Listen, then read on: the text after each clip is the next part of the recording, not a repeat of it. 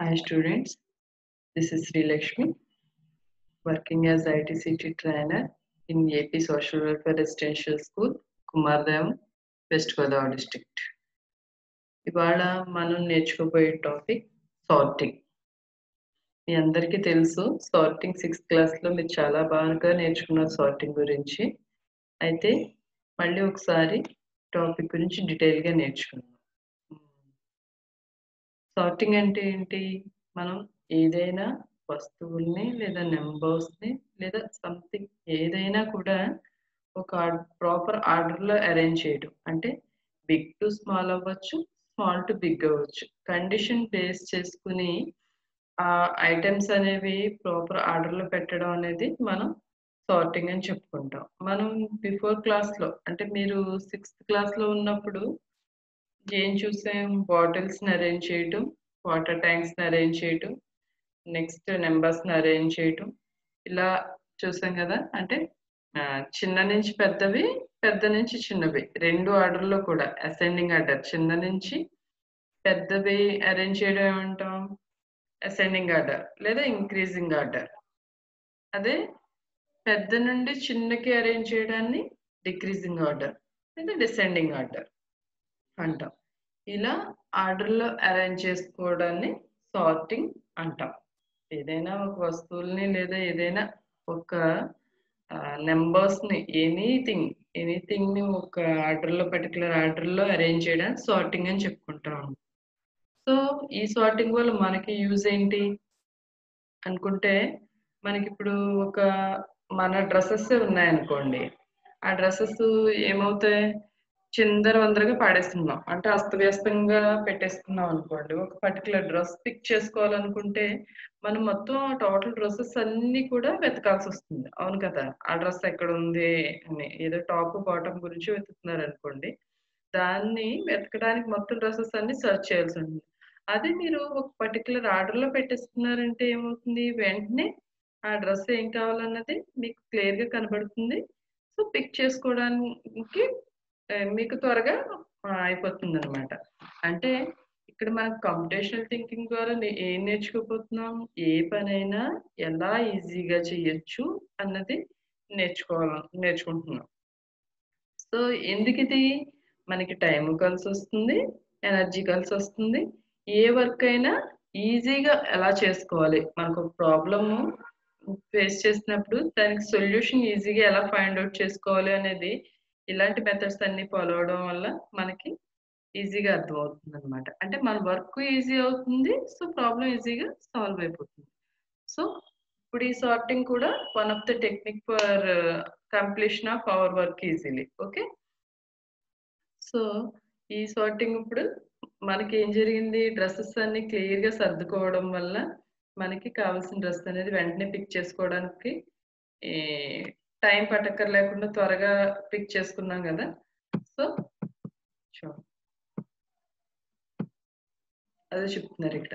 Yes, you keep your shirts together, trouser at one place, pair of socks together. Here we pick up one cloth at a time. Test it through a condition. To what category it belongs and place it accordingly, and thus sort our clothes by repeating this process till the last item. అంటే ఇప్పుడు మనం సాక్స్‌లన్నీ ఒక చోట, shirts అన్నీ ఒక చోట, trousers అన్నీ ఒక చోట ప్లేస్ చేసుకోవడం వల్ల మనకి ఏది కావాలి? సాక్స్ కావాలనుకోండి. సాక్స్‌లు కావాలన్నప్పుడు ఏం చేస్తాం? ట్రౌజర్స్‌లోకి వెళ్లి వెతకక్కర్లేదుగా. సాక్స్‌లు ఉన్న ప్లేస్‌లోకి వెళ్తాం. సో, అలా ఒక కేటగరీకి సంబంధించిన వస్తువులన్నీ ఒక చోట ప్లేస్ చేసుకోవడం వల్ల టైం వేస్ట్ అవ్వకుండా మనకి ఏ వస్తువు కావాలనుకుంటున్నామో వస్తువుని ఈజీగా ఆహ్, పిక్ చేసుకోవచ్చు లేదా తీసుకోవచ్చు అని చెప్తున్నారనమాట. మీకు అర్థమవుతుందా? వస్తువులన్నీ ఒక ప్రాపర్ ఆర్డర్‌లో అరేంజ్ చేయడం వల్ల మన వర్క్ అనేది ఈజీ అవుతుంది. అది. ఇప్పుడు అలాంటిదే చూద్దాం. మనకి కార్డ్స్ తెలుసు కదా! Playing cards. సో, అవెన్నుంటాయి? 52 ఉంటాయి. చూడండి. Suppose you have a deck of cards. అంటే ఒక సెట్ ఆఫ్ కార్డ్స్ అన్నమాట. కార్డ్ సెట్‌లు ఎన్నుంటాయంటే 52 కార్డ్స్ ఉంటాయి. 52 కార్డ్స్‌లో కూడా మనకేముంటాయంటే 4 సింబల్స్ ఉండి ఒక్కొక్కటి 13 కార్డ్స్ ఉంటాయి. 4 కేటగరీస్ ఆఫ్ కార్డ్స్ 13 ఉంటాయి. A deck has 52 chords and it's really time consuming to pick up one chord at a time and check it. Sorting plays an important role here. If the chords are sorted either digit wise or color wise, it becomes very convenient to pick up the chord. ఇప్పుడు ప్రతి number card 4 cards ఉంటాయి. అంటే different symbols తో 4 cards ఉంటాయి కదా. So ఆ 4 cards లో 4 cards అని కాదు, అలా ప్రతి నెంబర్ కార్డ్స్ 4 కలుపుకుంటే 13 కార్డ్స్ ఉంటాయి ప్రతి కేటగిరీ. సో టోటల్ 52 అయింది. ఆ 52 కార్డ్స్ లో మనకు కావాల్సిన కార్డ్ పిక్ చేయాలి అంటే చాలా టైం పడుతుంది. అంటే ప్రతి కార్డ్ ని సెర్చ్ చేయాల్సి వస్తుంది. ఈ కార్డ్ ఏంటి, ఈ కార్డ్ ఏంటి. అదే మనం ఆ 52 కార్డ్స్ ఒకే సింబల్ ఒకే ప్లేస్ లో పెట్టాము అనుకోండి, అంటే సార్టింగ్ మెథడ్ యూజ్ చేసి ప్లేస్ చేసుకున్నాం అనుకోండి, మనకి ఏ కార్డ్ కావాలో ఆ కార్డ్ తీసుకోవడం చాలా ఈజీ అవుతుంది అనమాట. చాలా చాలా టైం కలిసి వస్తుంది. సో ఇది it becomes very convenient to pick up the cards sorting method అనేది. చూడండి ఇక్కడ మీకు తెలుస్తుంది. ఇక్కడ 8, 3, 10, 2, 5 అని ఉన్నాయి. 5 కార్డ్స్ ఇచ్చారు. వీటిని ఒక ఆర్డర్ లో పెడితే ఎలా ఉంటాయో చూద్దాం. Let's start sorting the chords. Look for the largest number of the chord from the stack of unsorted chords. ఇవి ఎలా ఉన్నాయి?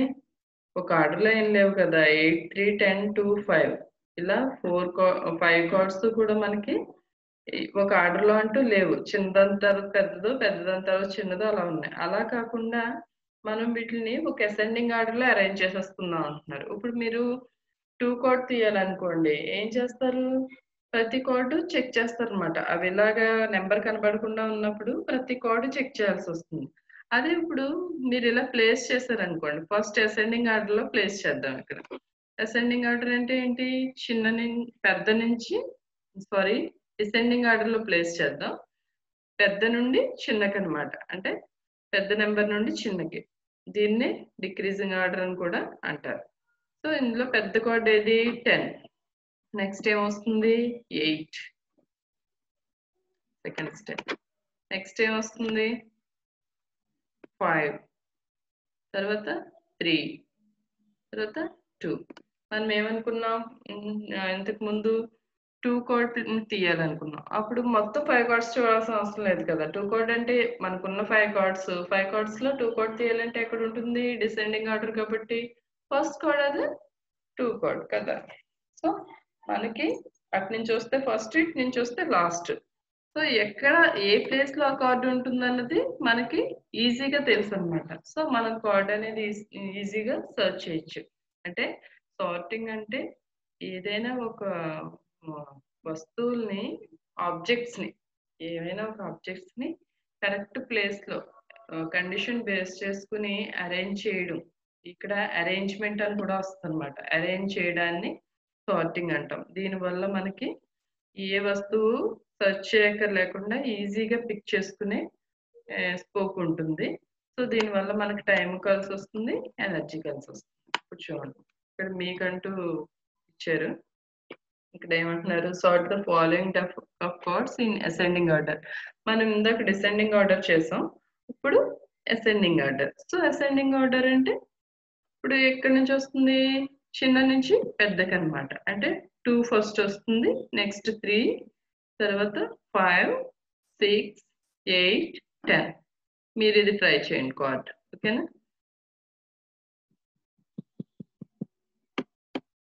స్టెప్ బై స్టెప్ ప్రాసెస్ తీసుకోండి. నెక్స్ట్ ఇక్కడ చూడండి, ఇవి కూడా డిక్రీజింగ్ ఆర్డర్ లో అరేంజ్ చేయమంటున్నారు. 30, 50, 20, 90, 40, 200, 160 ఉన్నాయి. సో ఇవి ఏంటి? ఇప్పుడు డిక్రీజింగ్ ఆర్డర్ అంటే ఎలా వస్తుంది? పెద్ద నుంచి చిన్నకి కదా. అంటే ఫస్ట్ ఏమొస్తుంది? 200, 160, 90, 50, 30, 20. ఓకే, ఇలా 200, 160, 90, 50, 40, 30, 20 ఈ ఆర్డర్ని మీరు అరేంజ్ చేయండి. Okay, step by step process తీసుకోండి. అంటే ఇక్కడ స్టెప్ బై స్టెప్ ప్రాసెస్ అంటే మీరు ఒకేసారి అరేంజ్ చేయడం కాదు. ఇలా ఒక సెట్ తీసుకుంటారు. అందులో ఫస్ట్ 200 తీసుకుంటారు. మళ్ళీ సెట్ తీసుకుంటారు. 200 పక్కన 160 ప్లేస్ చేస్తారు. మనం ఇక్కడ కార్డ్స్ తీసుకున్నారు కదా స్టెప్ బై స్టెప్ ప్రాసెస్. అంటే ఒక పని తర్వాత ఇంకో పని ఎలా చేయాలి అనేది మీకు అలవాటు అవుతుందన్నమాట. అంటే ఒకేసారి ప్రాబ్లమ్ అంతా సాల్వ్ చేసేయకుండా స్టెప్ బై స్టెప్ ప్రాసెస్ లో మనకి ప్రాబ్లమ్ అనేది ఫస్ట్ ఇక్కడ డికంపోజిషన్, అల్గారిథం, ప్యాటర్న్ మ్యాచింగ్ ఇవన్నీ చూసుకుంటాం. సో అవన్నీ మీరు ఇక్కడ అప్లై చేయాల్సి వస్తే ఫస్ట్ మీరు ఈ మెథడ్స్ అలవాటు చేసుకోవాలన్నమాట. ఒకేసారి ప్రాబ్లమ్ అంతా సాల్వ్ చేసేయక్కర్ లేకుండా ఫస్ట్ ఏది సాల్వ్ చేయగలం, నెక్స్ట్ ఏం సాల్వ్ చేయగలం, నెక్స్ట్ ఏం సాల్వ్ చేయగలం, అలా చూసుకుంటూ స్టెప్ బై స్టెప్ ప్రాసెస్ లో సాల్వ్ చేస్తూ ఉంటే మీకు ప్రాబ్లం అనేది ఈజీగా సాల్వ్ అవుతుంది. ఓకేనా స్టూడెంట్స్? బాగా ప్రాక్టీస్ చేసి మీరు సార్టింగ్ మెథడ్ అనేది అర్థం చేసుకోండి. ఓకే ఓకేనా students? Be safe. Thank you.